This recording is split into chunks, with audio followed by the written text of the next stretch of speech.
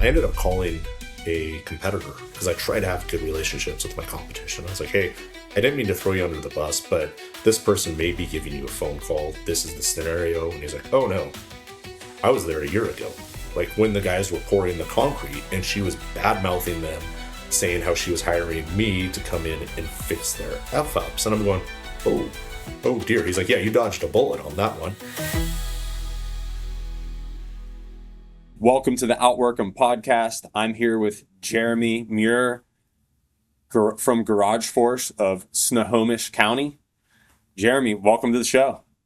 Hey, Ryan, thanks for having me on. I appreciate it. Totally. I got to ask about the caricature. It's the first thing that's jumping out to me in the background. When did that get created? So that was actually earlier this year. That was my wife and I, we went to a small town here in Washington called Leavenworth. It's a German town, German themed. So lots of good sausages, lots of good beer. Wintertime, it's the place to go. Never had a caricature done before, so we got it done. What you're not seeing in the picture that's hiding is behind the garbage truck. There's a part where the dog ate the corner off. It's like the dog ate the homework, but the dog ate the picture. So I sort of hide it so nobody sees the dog teeth marks. Nice. That's pretty cool. And then in the picture with you is? So I have behind me, I have a lion pelt. That's from my grandma. She when she passed, it went to my sister, and then my sister had it on her wall. My grandma's family were missionaries in Africa about 100 years ago. So they ended up, someone shot the lion, a family member or friend, gave the pelt to the missionaries. It got passed down through the family to my grandma, to my sister, and now to me. And then the garbage truck, when I was 21 to 28, I used to work for waste management, driving a garbage truck. And then the police car, that came after waste management. I was a police officer for about 14 years. So you were a police officer for 14 years, you said? Correct. I worked for King County Sheriff's Office surrounding the area around Seattle for about 14 years. I started in one of our higher crime areas, White Center Burien, and when I left, I was in Shoreline as a traffic officer. So as a traffic officer, obviously there's a lot of contacts with public and meeting people. And then I also did prisoner transports. So 2 days a week, I would take people from jail to the court, back to the jail before they started doing it all on Zoom. So it was really neat to be able to get to know and talk to the people that were committing 90% of the crimes in the town. Because, obviously you're not going out having beers with them, being buddies with them, but you get to know them. You're like, hey, what are you doing here again, Dustin? I don't understand. Why are we, what's up? Or, as you deal with people that had drug problems. There was a guy named Thomas who was a druggie. And we would see him on the side of the road and we would joke about it. We'd go hand him a Snickers. We're like, Thomas, you're not being yourself. Have a Snickers. Just because he would be coming off meth 3 days later. He'd just be tweaking out, coming off meth. So we'd go give him a Snickers. But you're not being yourself. And they would, other officers would show up or people would show up. You'd be like, rah, just freaking out. And I'd show up. He'd be like, oh, hey, Officer Muir. It was just like a total change just because we're so familiar with each other. So sort of sad to see people go down that route, but it was really an awesome opportunity to be able to get to know people and work with people and help people. Yeah. Well, thank you for supporting your community in that way and showing up in out of the ordinary fashion from what it sounds like. What was that like for you transitioning from law enforcement to business owner? Love to hear the story a bit. Was there an overlap where you were doing both? There was. So during COVID, there was the whole, a lot of stuff was going on with George Floyd and BLM, and we won't get into all the politics of it, but basically law enforcement went from the heroes in society to all cops are bad, or whatever word they wanted to use for it at the time.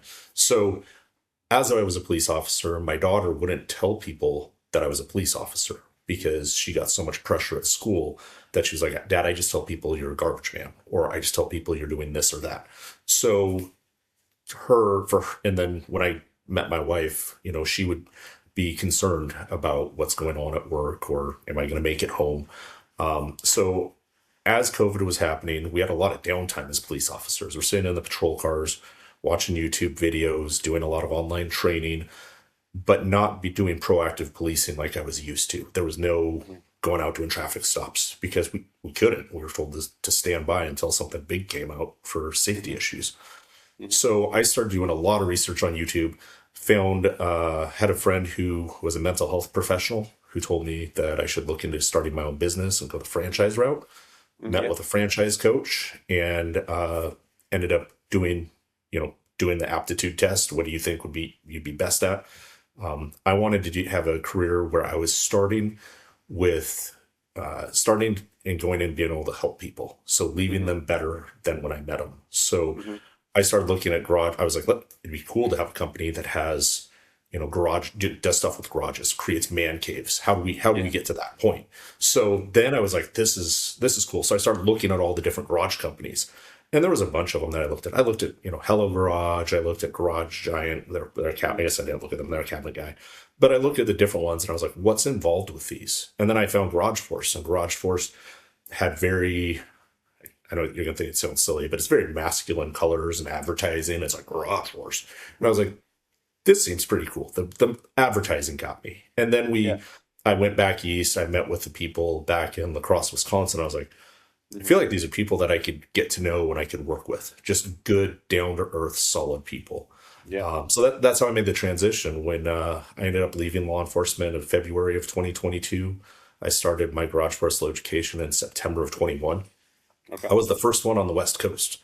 So envision, Seattle, Washington, all of a sudden this new, quasi nationwide brand shows up. Nobody knows what it is, how you're going to, we'll talk about scaling the business later, but it was a little bit of a jump. And Yeah. I was very fortunate that I had those 5 months to be able to do law enforcement and collect a paycheck there as I was building my business. Wow. So that was like an 8-month stint of kind of juggling both. It was about, let's see, September. Yeah, you're correct. About an 8 month, 7, 8 month stint, which was really great because then I could get the name out there with advertising. So when I was my last time in law enforcement, I was still a traffic officer. So I worked Tuesday through Friday. So Saturdays was bids and Mondays was installs or Yeah. use some vacation time to go to install a floor. Wow. And so over that 8-month stint, you said you were able to use some advertising. Me being in marketing and advertising, kind of curious what was most effective for you initially, and what wasn't effective really is sometimes equally as important to hear about. Good question, Ryan. And I'm not going to throw this person's name out there because I refer to them as an oxygen thief and I don't want to get sued. But basically, when you start, just like anything else, I would say more important than a lot of other things, marketing is huge. Getting your name out there and how you're represented. So when I started, I had a company that I was working with that was recommended to me. I'm not going to say by who, but was recommended to me. And I went out there and I was like, okay, Facebook ads, $2,000 a month or $1,000. I think it was $1,000 a month is what we're spending. $1,000 a month, I should be getting some leads. I was getting like 5 leads a month, like that converted to appointments. Five leads a month, and I was going, this is absolutely horrible. So as I'm talking to the person who's like, you got to dump more money, you got to dump more money. I was like, give me another solution besides more money. Can I do like creative content? What, should I have my face? Do I walk around with a phone like this all the time? Just like, what do I need to do to set myself apart? Because we're a nation, at that time, quasi nationwide brand. How do I bring brand awareness out here? And it wasn't something the franchisor was offering assistance with really with the marketing. So it was all on me. Yeah. Ended up 6 months in, about the time I left law enforcement, got a phone call with this guy, fired him, hired somebody else to handle my marketing. They did well for about a year. Ended up jumping to another company that did and up to my ad spend to about $4,000 a month. They did a lot better, but then as we rolled into last year, so 2024, last November 24, lead costs just went through the roof. The Pacific Northwest, the West Coast leads are more expensive online. You know this. So as you're going through and you have your budget and you're going, if I'm promised leads for, around $30 and I'm paying $70, I'm literally having half the leads, half the appointments, half the conversions, and when you start quantifying it with roughly a 50% close rate, sometimes I'm better, sometimes I'm lower. Mhm. You're like, this isn't working. So ended up more recently switching to another company about a month and a half ago. Been very happy with them. They've got us closer to the price point we want to be at. Mhm. But you're absolutely right. Getting that partner out there to work with you, that hears you, that understands, that doesn't just blow you off. Is like, hey, I got your money. What more do you need? Yeah. The people that we're working with now, I can shoot them a text and be like, hey, what's my average lead cost? And I get a Mhm. text back. Hey, what are we looking at with this ad series? What do we need to do to fix this? Or, Mhm. um, and then digging deeper into marketing, I pay somebody that handles my 3 times a week Facebook posts, Mhm. handles my Google reviews, and doing everything with Google My Business. Taking those pictures that I take, I use an app called Company Cam. So Mhm. every job we do, before, during, after photos, my marketing people have access to those pictures online so that they can create posts and be like, here's a floor that Jeremy and the crew did, or here's a floor that Ty and Jaime did. Mhm. That sort of thing. Then the other person that I'm working with is actually 2 marketing companies ago. You and I talked about this, where they actually handle the scheduling for me. So I pay them a Oh, wow. certain fee per month. They Mhm. have a person interact on Facebook so that I can be focusing on floors, I can be focusing on sales, I can focus on mentoring other garage force owners, Mhm. so that that's just taken off my plate. So Yeah. there is a lot of different pots that money's going into, Mhm. but it's working for now.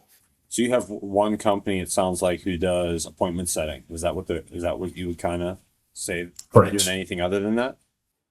At this point, they're just doing appointment setting. So that brings us to the conversation you and I actually had, I want to say a week ago, week and a half ago, where we were Yeah. talking about virtual assistants, Hmm. more of a, well, not AI, but overseas assistants. Yeah. So that was we'll follow up on that conversation later, but that was a very helpful conversation for me. Yeah, nice.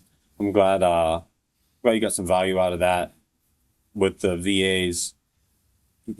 I used a staffing agency to learn about it, and then I started to talk to other people who have hired their own directly, and I see the pros and cons to both.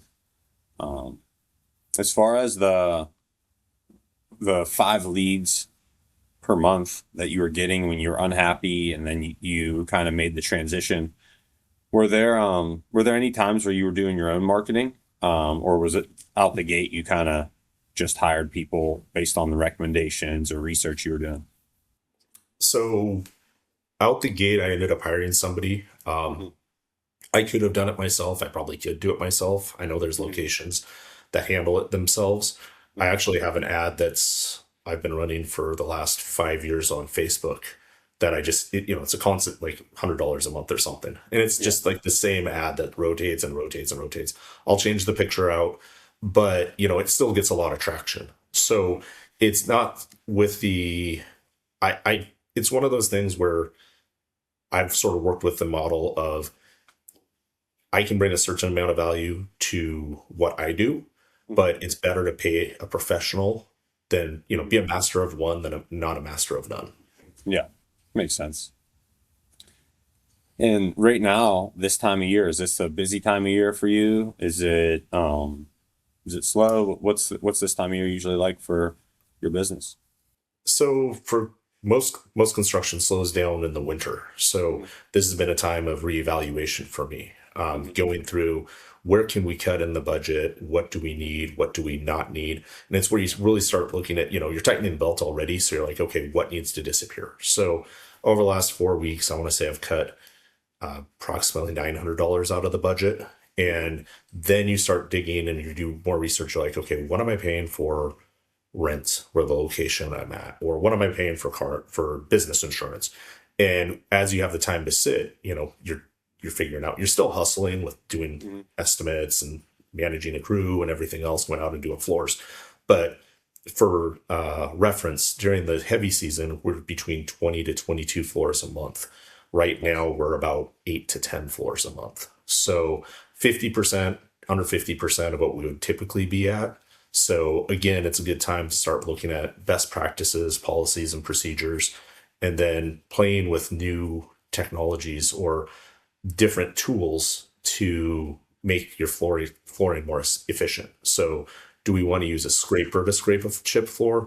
Do we want to use a polisher or sander to do it?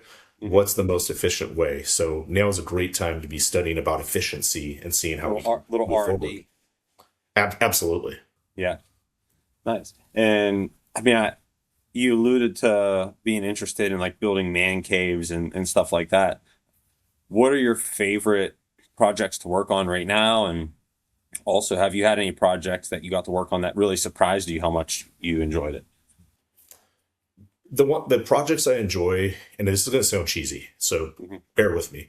The projects I enjoy are the relationships that I build with the customers. So I have a customer named Greg. I'm not going to put him on blast with his last name, but Greg came to me when I first started, and it was one of those things where I go in, I do the estimate. He sees I'm new. He can tell I'm new. I'm definitely green at that time.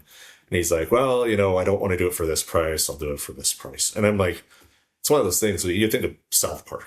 You're like, man, you're breaking my balls, Kyle. You're just like, what the heck, man? So I go in, I do this floor, and he's like, dude, this is awesome. I absolutely love it. You'll hear it from my friends. And when you first get in the industry of any part of sales, you're like, I'll hear from your friends. And you're like, oh, yay, I'm going to be getting all these leads. This guy has sent me over 12 of his friends. I've done over 5 of his personal houses. He is very well connected, but he is still a genuine, really neat, cool guy. Mhm. So my relationship with him has, relationships like that, not just people that bring in more leads, but Yeah. I'll have people text me out of the blue and be like, hey man, check out this new truck I got. Or hey, look at this. Building those relationships. There's some customers you go in and you're like, well, there will never be a relationship here. And that's cool because I'm here to provide a service. I'm not here to become your best friend. Yeah. But as you get to know those people, I had one customer, a guy named Josh, who lived up north of me, and he had a garage he wanted done and he had a shop he wanted done. He's a contractor, Yeah. really cool guy to talk to. I go in this shop, I believe it was Josh. I go in the shop and there's this huge wall. It's like a 3,000 square foot shop slash man cave. He has his a pitching area in there, a batting cage for his kids. He has his TV, he has cars, and he just wants like the floor done so it looks easy. It's easy to clean. We put in this black, white, and silver chip. On the walls, there's like Ricky Bobby posters. There's like, the MAGA posters. There's a wall full of hats. Yeah. And the challenge was, he's like, Jeremy, there's like 75 hats there. I'm not moving the hats. Figure it out. And I'm like, we're grinding with dust. We're throwing chip. There's no way your hats aren't getting dirty. He's like, figure it out. Don't get them dirty. They're $100 each to clean. Mhm. Do the math. Figure it out. So we literally take this box fan, it's 20 by 20, 25 by 25. It's an air scrubber. And we put, it has the fan here, filter, exit. I put that right in front of that wall. And I was like, nobody comes within 20 feet of this wall except for me. And I go in, I hand grind, do everything I have to do. It turned out great. Awesome customer. He's like, hey, I need you to come back and now do my driveway. And I was like, do you want flake? What do you want? He's like, no, I want you to come back and I just want you to seal it. Well, that's not something we offer from Garage Force. So, Yeah. and it's not something I've offered, through my LLC. Absolutely cool customer to work with. You see those projects that turn around. Other ones are when you go in, and we just did a glass shop right next to a marijuana store. And we go in and the floor is just rough and destroyed. And I'm looking at this and I tell the guy, there is no way this is going to be a smooth, level floor. It's got waves going this way. It's got waves going. It looks like the hills of New Zealand type thing, just with all the waves and the craters. We go through take 2 employees. It's only 400 square feet. We grind that multiple directions. Then we hit the grinder on the humps. Then we fill it. We go through like 4 gallons of stuff, just trying to halfway level the floor. And it turned out incredible. But it's one of those jobs that we did that I walked in and I saw the artwork on the back, and it's like an old VW bus cartoon with this trippy background. You look up, the sky, it has like stars, a star mural up above. And I'm just sitting there going, I want to be part of this. I don't care if I make any money on this job whatsoever. Yeah. I want to be part of this to help him get his business going because this is really cool. The So concept. customers like that, just this is the glass shop. So Hmm. you start building those relationships with customers, and that's what I absolutely love and become passionate about. Like I went to a restaurant the other day. I'm there with my wife. My wife always rolls her eyes because she's like, "Don't go say hi. I know you're seeing a customer." But I just walk up and I'm like, "Hey man, how you doing?" It was some guy we did his floor and by the lake 3 years ago. I was like, I know that guy. So he's just sitting there eating dinner by himself. Like, hey man, how you doing? Good to see you. Strike up a conversation. So Yeah. that's what I enjoy is getting to know people and helping them make their environments better. Actual man caves. A lot of times we don't see the end result after it's Mhm. done.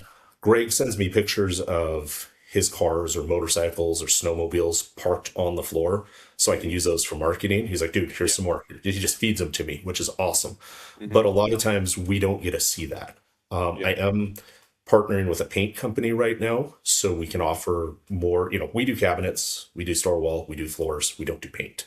So I started partnering with a paint company so that I could just be like a one-stop shop. And Hmm. they send me pictures. So when they send me pictures, I can do this is what Garage Force did with the floor. This is what Lions Painting did with the walls, cross branded on a Facebook post, and then put Yeah. it out there so both of us can build our businesses together. Hmm. And Lions painting, and then you got the lion behind you. Well, they're Lines. It's Oh, okay. I yeah, but good play there. All right, gotcha. Yeah, I was like, wow, look at how that come together. So I can relate to you a lot when you said about the people, Mhm. because for the first 5 years I was in business, people would say like, oh, like, what's your niche? And I used to say like reasonable people I enjoy working with. I hadn't yet come around full circle to what you said. Well, like, I'm here to provide a service, and um, I it was almost like a necessity for me to um feel like the person I was going to enjoy spending time with them in a sense. And a lot of what I do, it's a year, 2 year, 3 year, relationship to Mhm. arrive at an outcome and work on solving a problem together. Um, there's some project work that comes into play, and I was definitely a little more willing to compromise whenever it was a short project. Like, oh, okay, like you were saying, sometimes you enter a relationship and you're like, oh, actually, there's probably not going to be anything beyond the transaction here, Mhm. which is fine.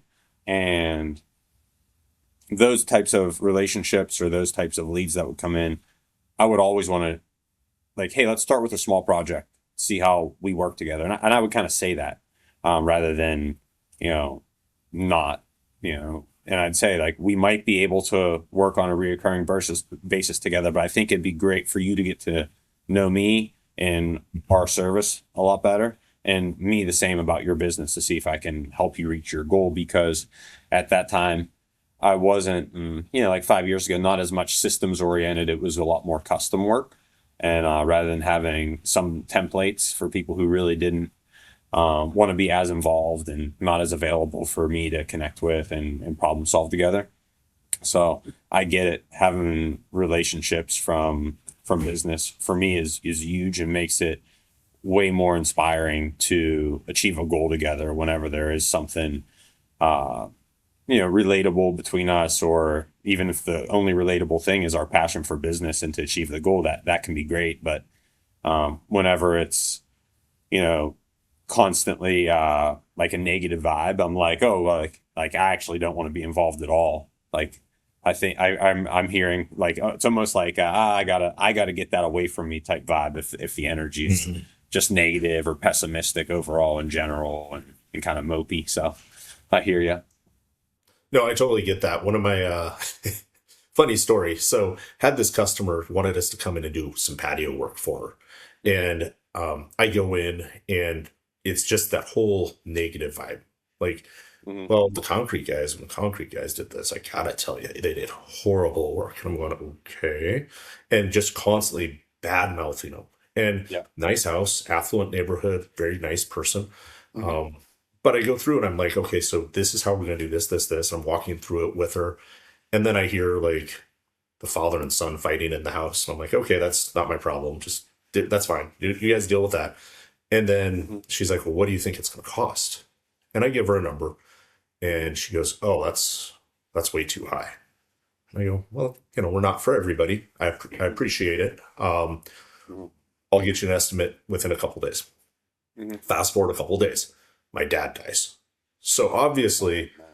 life's sort of on hold, right? Dad and I weren't close, but it was still, Yeah. you're still sort of raw. So Mhm. I email her. I was like, "Hey, I am so sorry. I had a death in the family. I will be with you in a week. I'll get you the information within a week."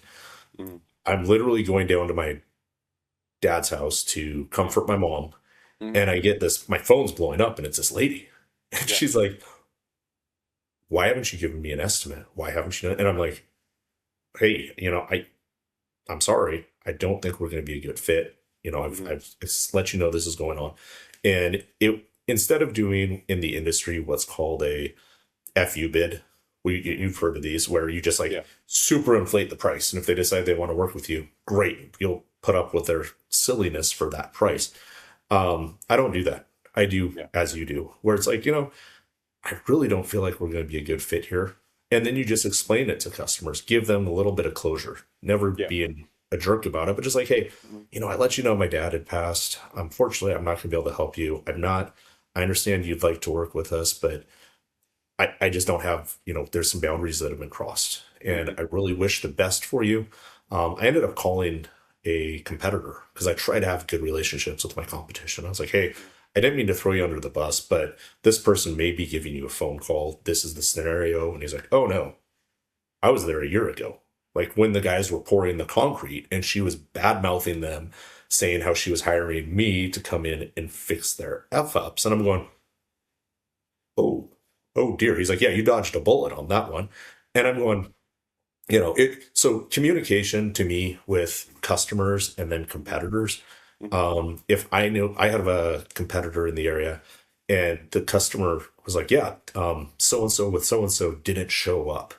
Mhm. I don't know why this guy would just totally blow me off. That's totally rude and that's disrespectful." I was like, "You know what? You're absolutely right. But I am going to tell you this. I know so and so from so and so. We've talked together on different things. We've worked through some things together. I know this isn't how he does business. Mhm. And I can tell you that it's either a scheduling issue on his calendar, something came up with his family, maybe he got called out to a job."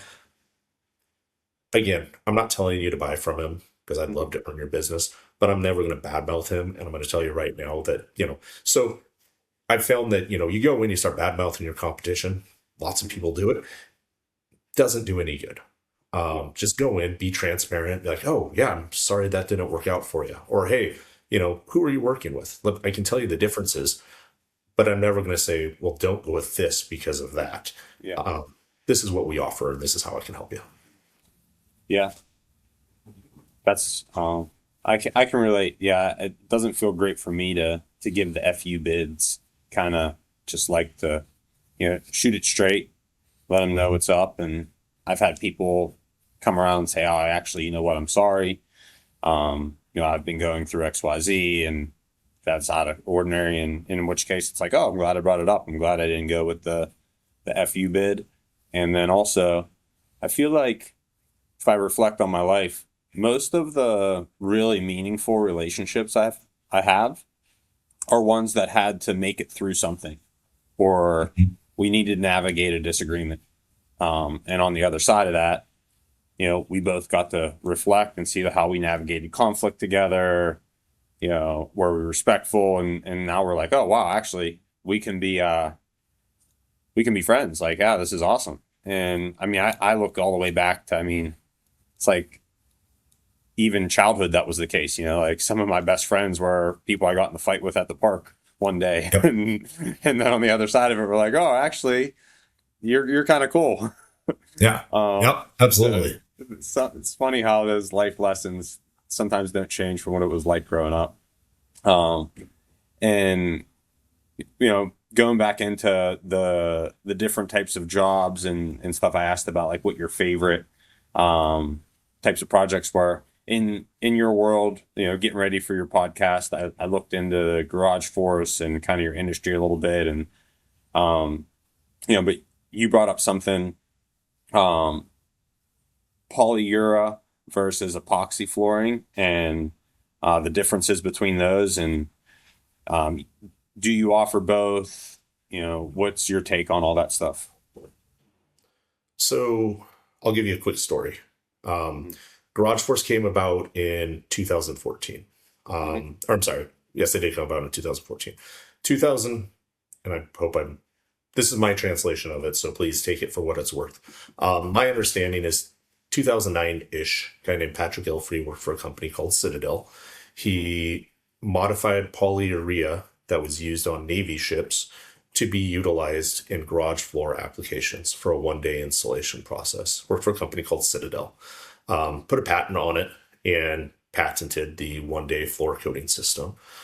Fast forward to 2014, little company called Rust-Oleum came about and goes, "Hey, Citadel, we would like to acquire this product from you and acquire your company." I believe the CFO, Mike Peterson, goes forward and says, "Hey, Rust-Oleum, I would like to start a franchise model called Garage Force." 2014-ish, Garage Force begins using a polyurea base coat, polyaspartic top coat, and a lifetime residential warranty.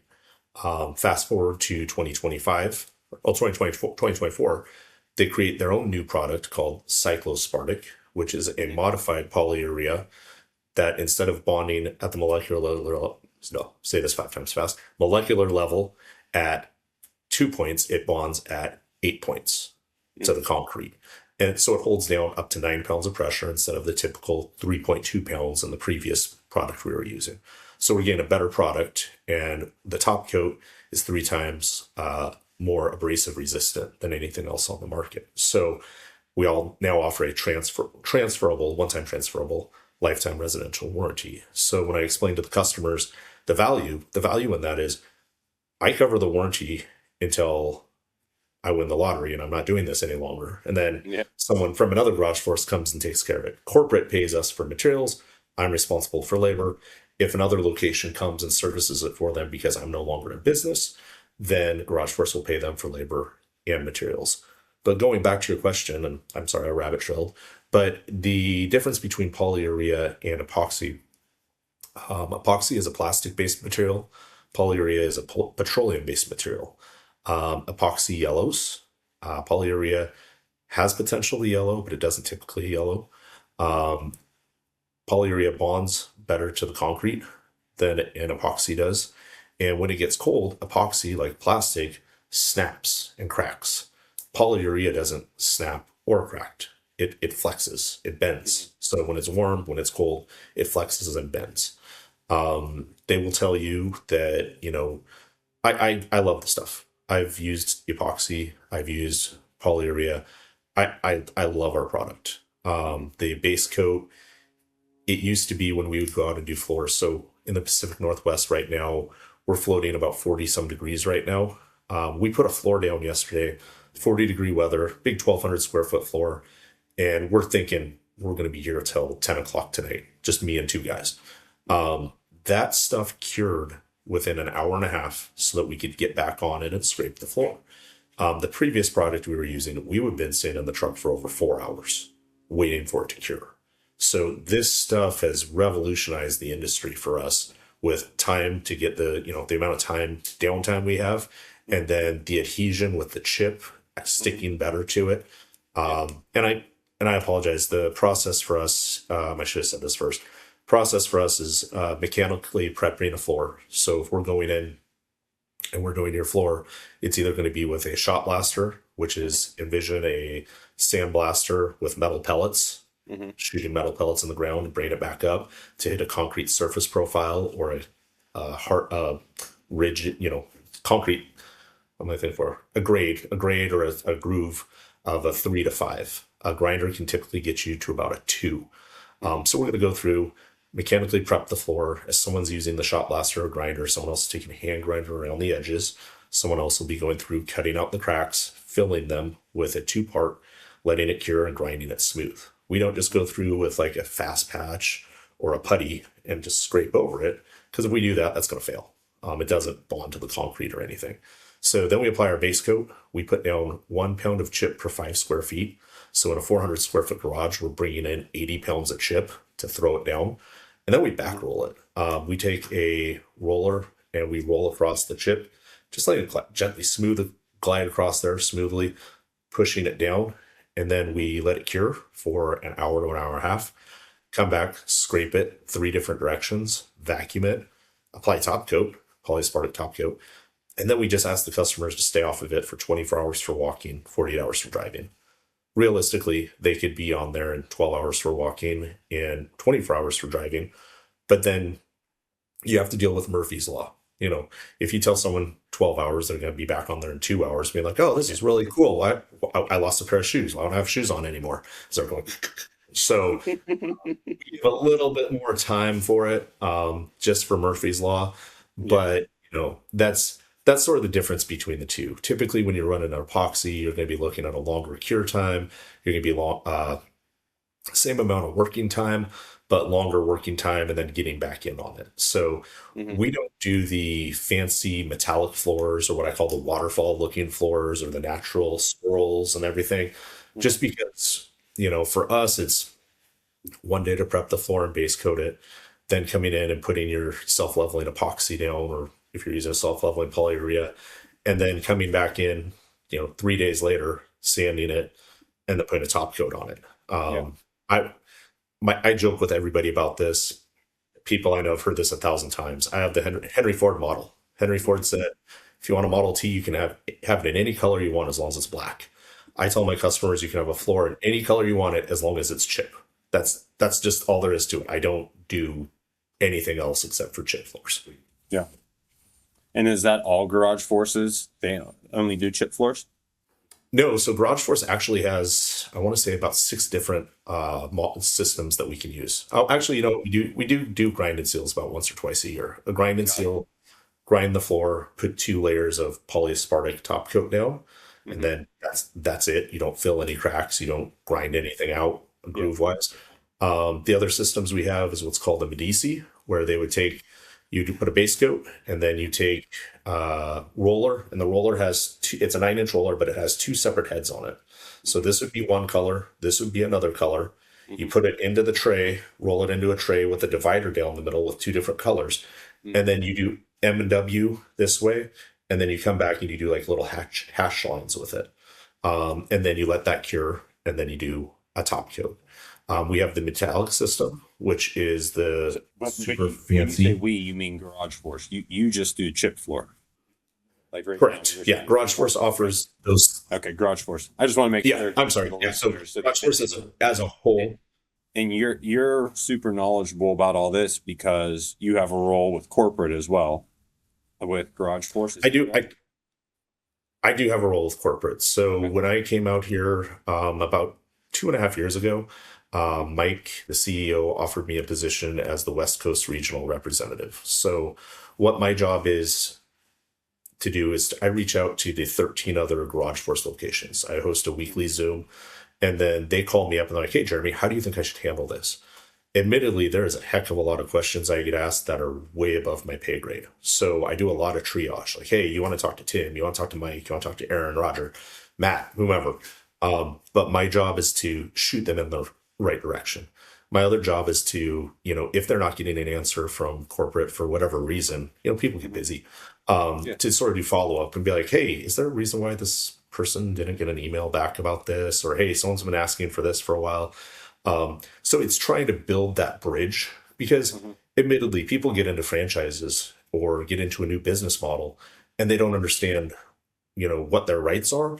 And I don't want to say rights because that doesn't sound right, but they feel like they're intruding or they're asking or pestering where, you're supposed to be working together. So my job is to build that cohesion so that people actually work together and there's no animosity. It's like, how do we do this? Because corporate wide, and I'm just a 1099 consultant. I don't actually work for corporate, but as a unit, as a whole, we have so much that we can offer. And I wholeheartedly believe that the systems we offer are the best on the market. So as people are having questions, I encourage people ask questions. It's when I was a police officer, they would tell us, make as many in your training, make as many mistakes as you need to, just don't make them out on the street or don't make them twice. I explain to people, hey, when you're out there doing stuff with, with new floor systems or whatever, practice in your garage, practice at a friend's house. Don't practice on a customer's floor. It's a no-fly zone. We have quality standards we want to hold up to. I have people reach out to me and they're like, hey, do you ever, what are your thoughts on a cash job? I was like, what do you mean a cash job? I was like, taking cash for payment? And they're like, no, I mean like cash job, like, they just pay cash. We can save them tax and we don't have to pay corporate. And I was like, Yeah. now you're getting like some really big ethical issues here because not only are you not paying your taxes, which good luck with that. Hey, what's your opinion on breaking the law? Right, exactly. I'm not the guy Hey, to call Jeremy, and what's ask your that opinion on question. going to jail? Yeah. Well, and then you made an agreement with these guys, so they have their royalty they're supposed to be getting, and it's like Yeah.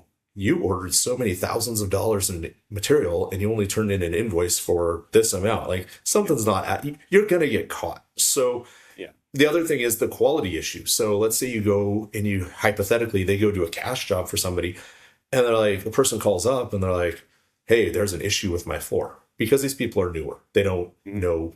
I'm still new. I'm 5 years in. I'm still new. But, they go and they have an issue. Hey, man, I have an issue with my floor. Need you to come back. Hey, dude, sorry, that was a cash job. We're not coming back. What do you think that customer, oh, that's my bad. What do you think that customer is going to do? That customer is going to call up and that customer is going to be like, hey, corporate, this, you're going to get found out. So Yeah. don't do it.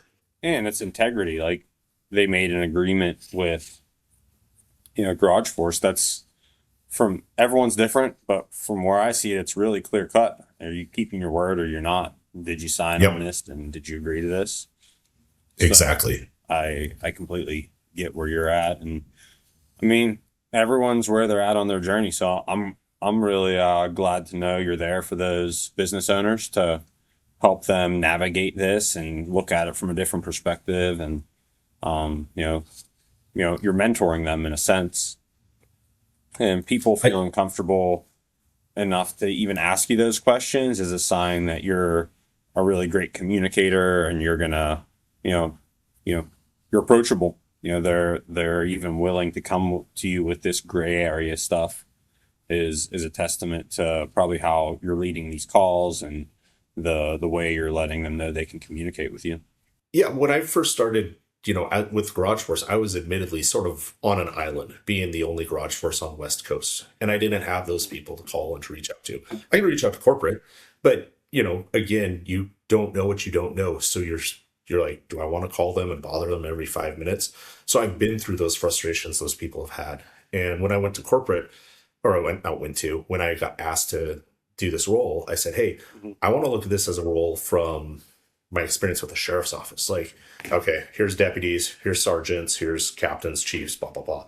I go, if you're going to put me in this position, I want to be like in a sergeant role where Mhm.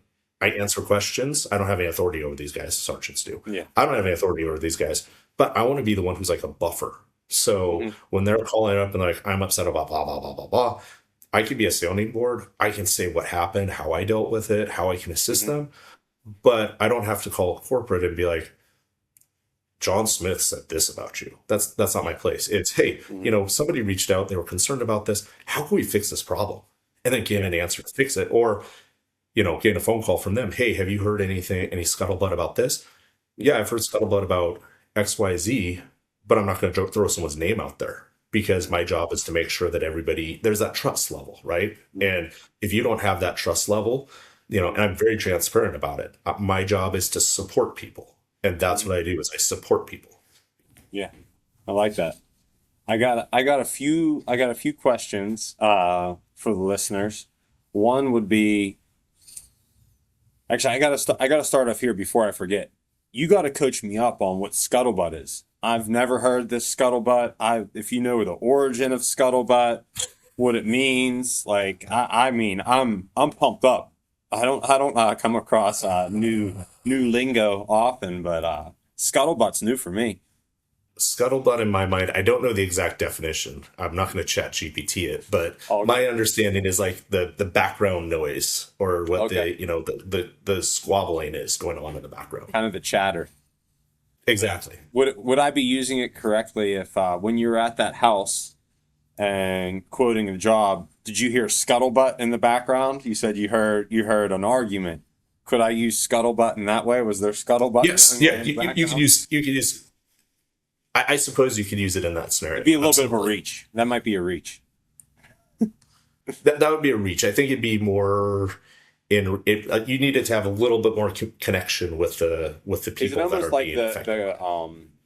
the sentiment of the like what the back chatter or like the what people are Yes, talking about in closed doors? correct. All right, got you. They're not Yep. really comfortable coming out and saying it in public or to the authority figures, but it's more amongst the crew might be talking about XYZ. And that, it's funny. I'll rabbit trail on this because I know Mm-hmm.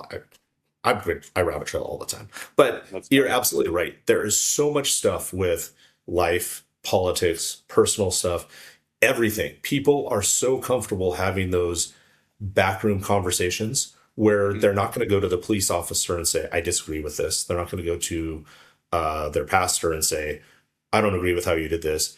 And it's really the navigation as you're the receiving person of it. I'm not a big person for gossips. So if you're coming Yeah. to me and you're like, well, Susie said that Sally looks fat. I'm like, Mm-hmm. I don't care. We're not in high school Yeah. anymore.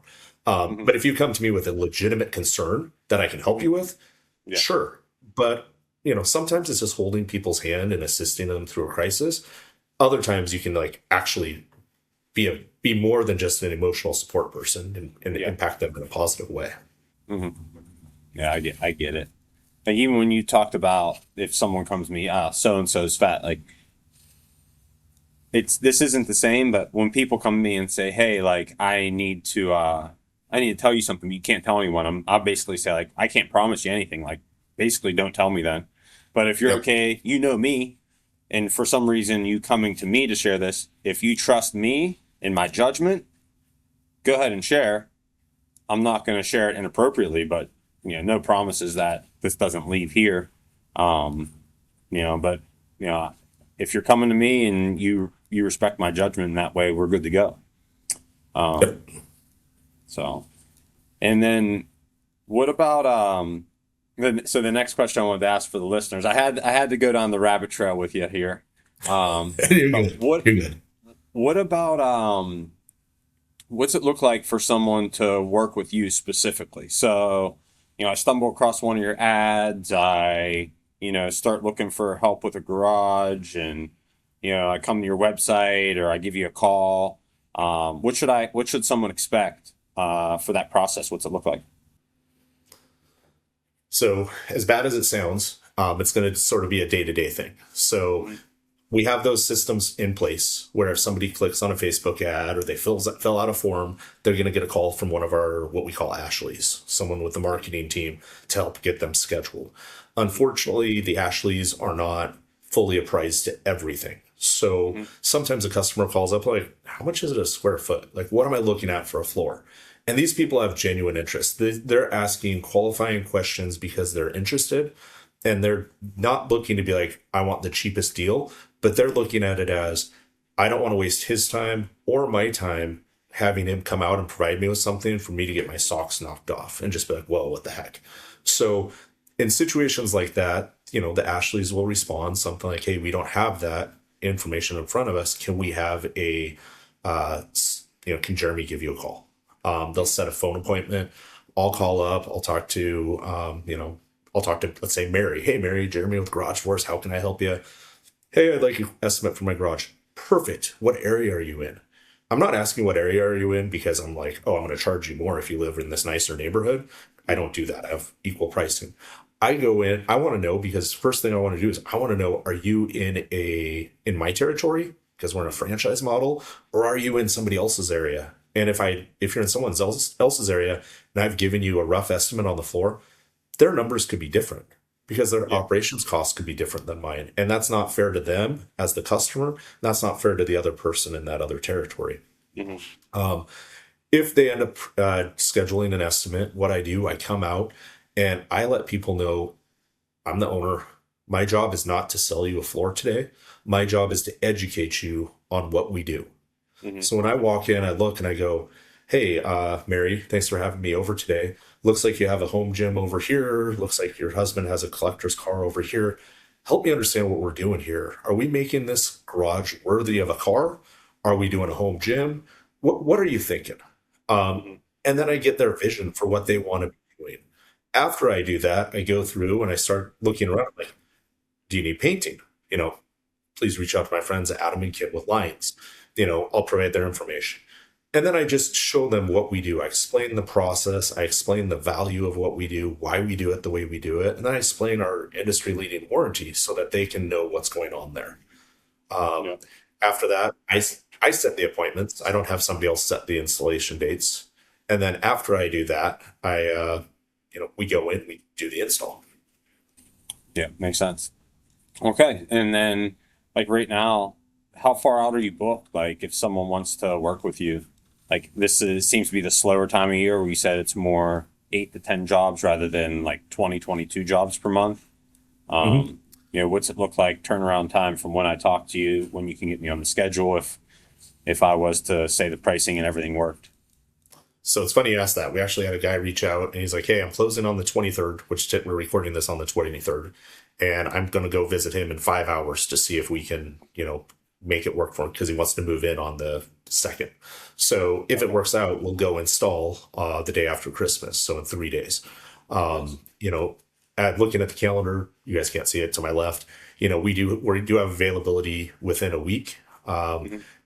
And the reason we can do that is because I always have enough chip in stock to Mhm. coat at least 32,000 square feet of flooring. So if you Okay. have a color you like, I probably have it. Base Yeah. coat, top coat, same thing. We have enough to be able to do around 12,000 square feet at any time with our materials. So the Mhm. goal is, if a customer says, I want to do it, let's roll, let's do it.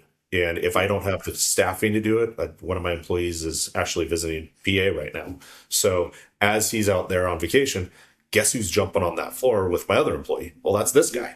So I have no problem doing that. I want to be able to help those people hit their goals. For me to say, hey, you know what, 26, it's a holiday. Well, let's not do this. I'll see you on the 5th. Yeah. Well, he may or may not be able to do his floor because he can't find someone to do it. And, Yeah. why not go out and help that person? Hmm. Thanks. That makes sense. It's always nice whenever you're able to accommodate short notice if you can, and if you're booked out, that's also a good problem to have. So no big deal there, but not always great for the customer. Um, Yeah. we're gonna move in the rapid fire question section. I got a handful of questions I asked. They're kind of just one sentence or so answers, and try to make this part a little fun, but also a little educational and informative. And one of the first ones I always like to ask is favorite business book you've read or business book that's been most helpful to you. Oh, where is it's not there anymore. Two business books. Choose Your Enemies Wisely and Your Next Five Moves, both by Patrick Bet David. There you go. I just re-listened to a couple portions of Choose Your Enemy Wisely yesterday. Been working Mm-hmm. on a business plan that we attended a business planning workshop together. That's how we got acquainted. So Yep. I've been working on that. And I was like, you know what?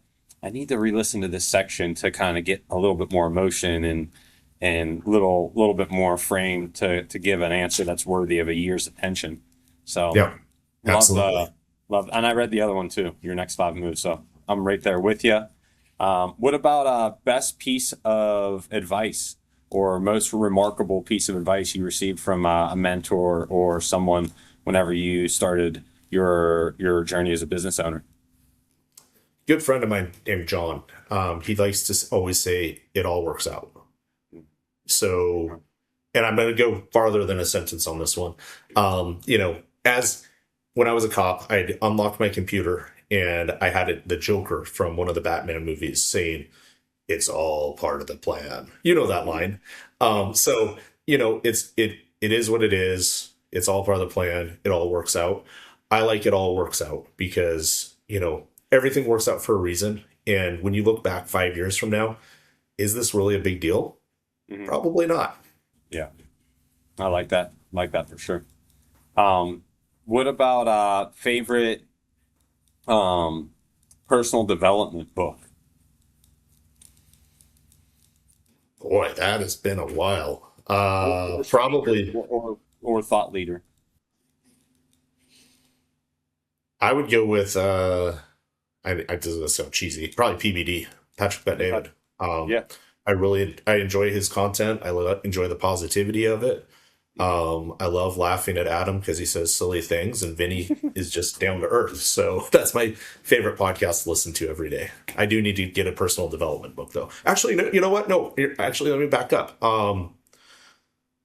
Ryan Stewman wrote a book.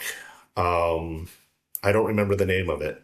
That was the last one I read, and he talked about basically how your body is. Think of it like a computer. So Hmm. start your day with meditation, start your day with thankfulness, and then I need to reread that book too, obviously. But that was really a good book. What's it called again? I don't remember the name of it. It's written by Ryan Stewman. Okay, I'd cool. have to look. I'd have to look it up. We'll follow up on that one. So Okay. Ryan Newman as an author, we'll check out the titles there. And what's your favorite thing to do for fun? Favorite thing to do for fun? I really enjoy going to the gym.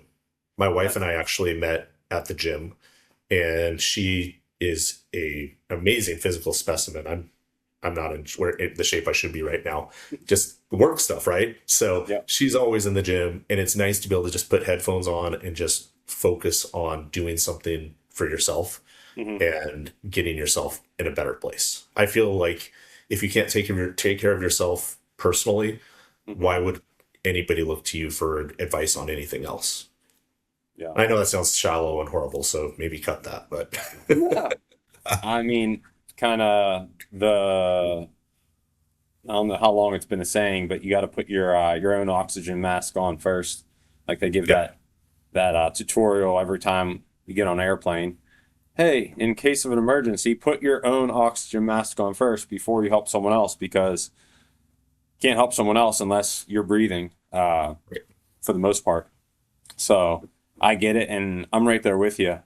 You know, having self care time, quiet time, um, especially the past 2 weeks since the business planning workshop and even leading into it.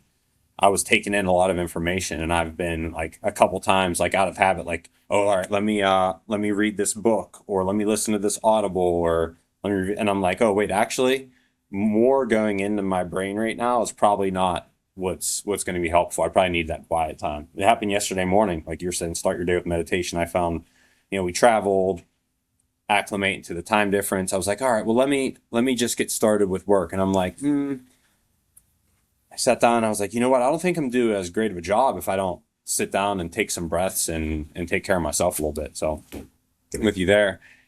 Last question. We'll chat a little bit to close it out, but would any parting words or advice or message you'd like to share with the listeners? yeah, absolutely. I would say for business owners, you know, ask questions. The squeaky wheel gets the grease. That doesn't mean go be pesky, but ask the questions that you need help for because or with. You can look for them and you can find them. Free advice is often as valuable as the price you pay for it. So take the time and invest in yourself as a business owner. For potential customers, I would say, I look forward to the opportunity to meet people. And if we work together and we're a good fit, outstanding.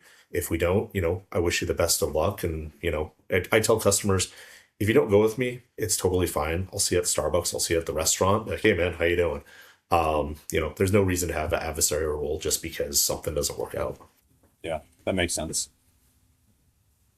And anything else? I know I said parting words, but we talked about a lot. We talked about your journey from law enforcement to business owner.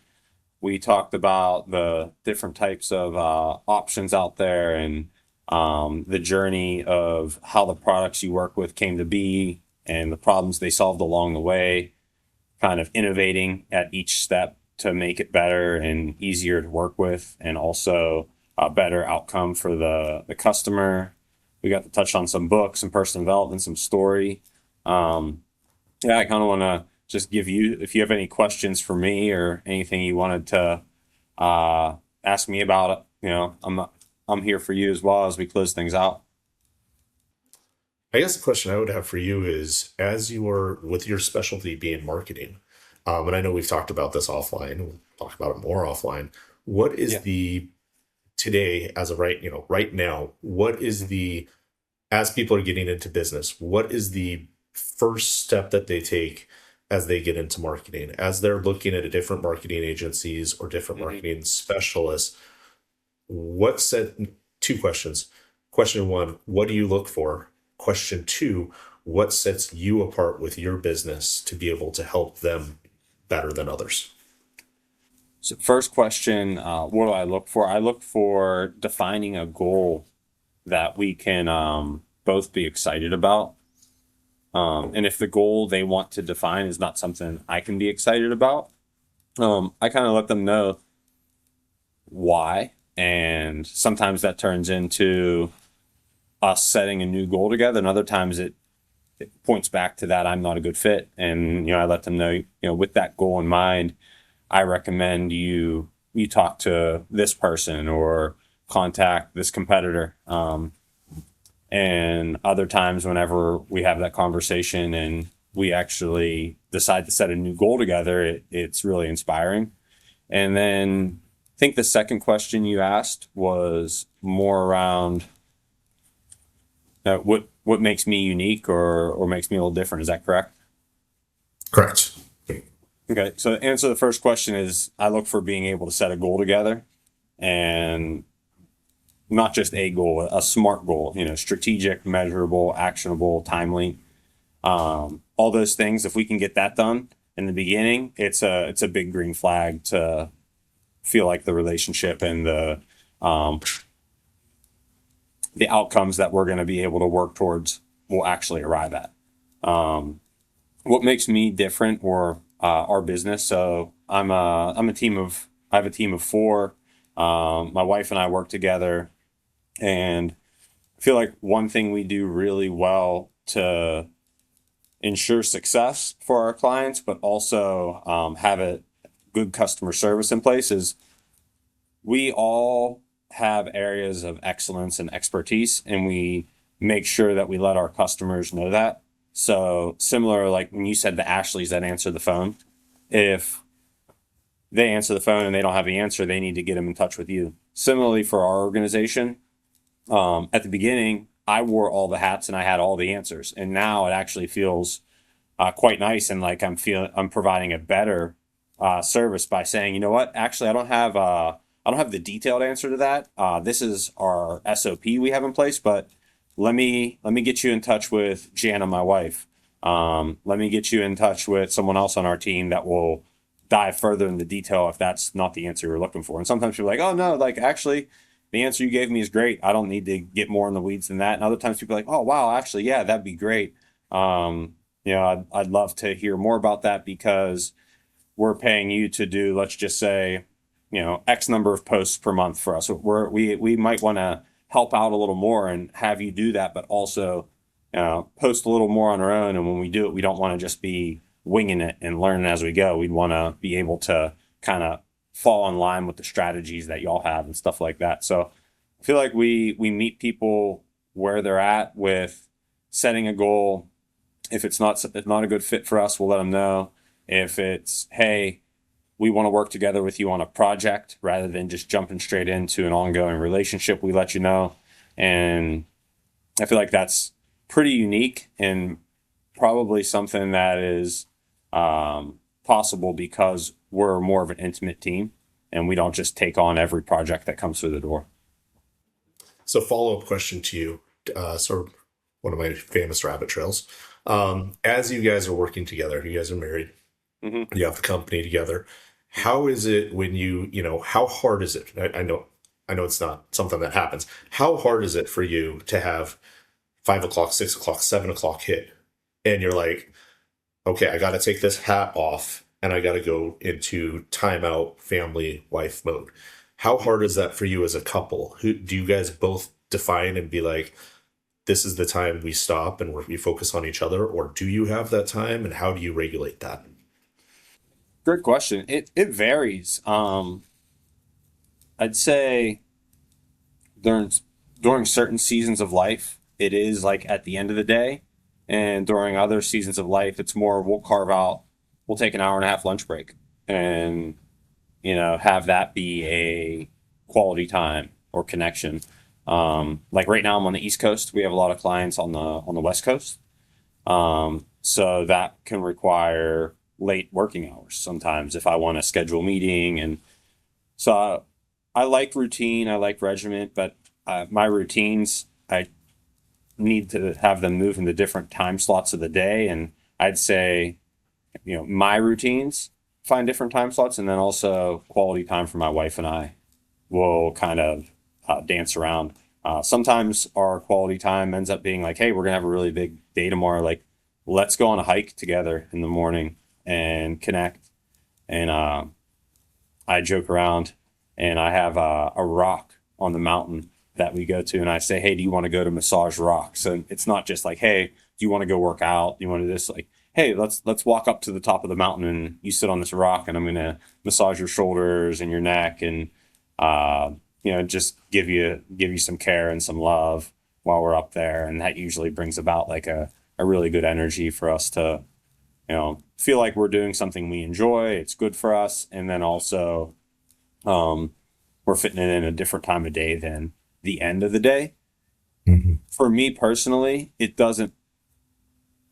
I get to the end of the day, and because a lot of what I'm doing is talking with people or problem solving, I don't feel like I'm as present all the time if I put it off till the end of the day to connect with my wife. So days that my plate's really full, I actually try to say like, hey, can we go do something in the morning, go on a hike, or hey, what's your plan for lunch tomorrow? Like, can we go out of the office? Can we go somewhere you really like? Things like that. And as far as how hard it is, it's hard for me to keep a pulse on when I need to be a little bit more proactive about it, because my wife's really ambitious. So like yesterday, I was going to I went to a jiu-jitsu class at 7:45 p.m. That's really rare for me. I like to go to bed early, but it was the only class that I'd probably be able to make it to this week, with the holidays and whatnot. And I knew that was happening. And I called her on my way home and was like, hey, what are you up to? She was still on her computer working at 8:45. She's just like, I'm really excited to get all of these things accomplished. I have a really good workflow today. So we we have different levels of, that week to week, month to month. And I'd say we have like some work sprints that give us the breathing room to, go camping for a weekend or take a long weekend or, do something like that. Yeah, I would say honestly, the personal time is was one of the hardest things, and is still one of the hardest things for me, because you look at it from two different perspectives, right? You need the business time, because if you don't answer the phone, someone else will.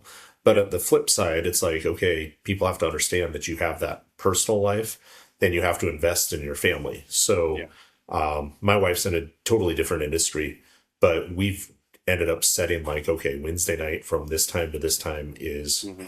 date night. And then Yeah. doing, trying to find setting those boundaries and just respecting those boundaries to make sure that you're not crossing over those. Yeah. It changes from different seasons of life for us, and it seems to be a little bit of a moving target, but I feel like it we haven't had any like huge blow ups around it. I think it's because we're conscious of it and revisiting it for different environments and things that we do. Like, for example, when we were living in Hawaii this year, we lived in Hawaii for the first 6 months of the year. The work schedule there with the time difference is I'm up at 4 a.m. and I work out straight away. I mean, even at 4 a.m., it's 10 a.m. on the East Coast. So, right after my morning workout, I'm on it for, leads that reached out on the East Coast, clients that reached out on the East Coast that I need to get back to, and kind of prioritizing my day that way. And in Maui, it's actually the place where we have the most routine, because come 6 p.m., 7 p.m. in Hawaii, like the whole rest of the world's shutting down. It's so quiet. No one's awake. Everyone's, I mean, on the West Coast, it's 10 o'clock. People are going to bed.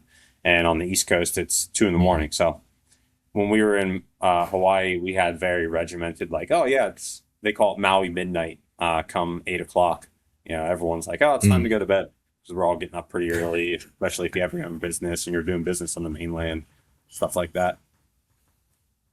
Sure, that makes sense. Yeah. Well, Jeremy, it was a great conversation today. I actually, what was the term I asked about? Scata? What's the Scutterbutt. word? Scuttlebutt. Scuttlebutt. Scuttlebutt. I actually think it'd be fun sometime in the future to maybe have a conversation about some of the scuttlebutt. Feel like today, first time doing a podcast together, we kept it pretty on topic with what's usually talked about. I feel like it could be cool and fun to talk about some of the scuttlebutt someday, and I think we could do it in a way where it would be entertaining as well for the listeners. Absolutely. Yeah. No, you in the 5 minutes hour we've been on here, I've rabbit trailed probably 25 times. So, I'm good for content. Totally. Well, thanks for coming on the show. Jeremy Muir with Garage Force, Snohomish, Washington. Yep. And if you're listening and you're on the West Coast and you're on his Garage Force calls weekly, hit us with a like, help more people get to know Jeremy. He's there supporting y'all. So try to help more people get to know this man and how he can help, whether it's for your garage or if you're interested in a franchise. And he has a lot of experience with it, 5 years so far. And thank you, Jeremy. Thanks, Ryan. Appreciate it.